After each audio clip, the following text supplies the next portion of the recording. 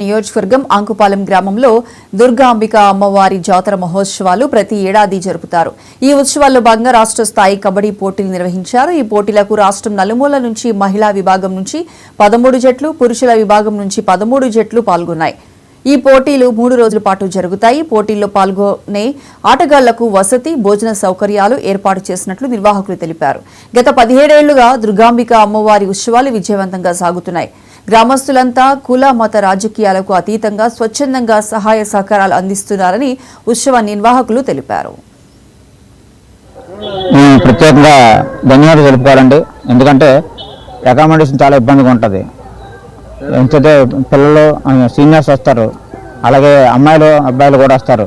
వాళ్ళకి అకామిడేషన్ ఈ గ్రామంలో అంటే వీళ్ళు సహకారం చాలా గొప్పది. ఎందుకంటే దానికి నిజాయితీ ఒప్పుకోవాలి. మేమంటే ఇందులో మేము కూడా ఆడున్నాం. ఫస్ట్ ఆడి ఈరోజు మేము ఆర్గనైజ్ చేస్తున్నామండి.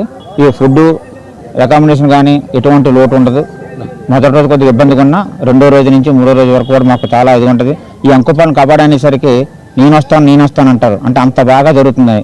మేము చాలా టోర్నమెంట్లు ఆర్గనైజ్ చేసాం. కానీ విశాఖపట్నంలో ఇక్కడ ఉన్న జనాలు, ఇక్కడున్న ఆప్యాయత కానివ్వండి, లేకపోతే ఈ ప్రేక్షకుల తాలూకా ఇది కానీ చాలా బాగా ఉంటుందండి.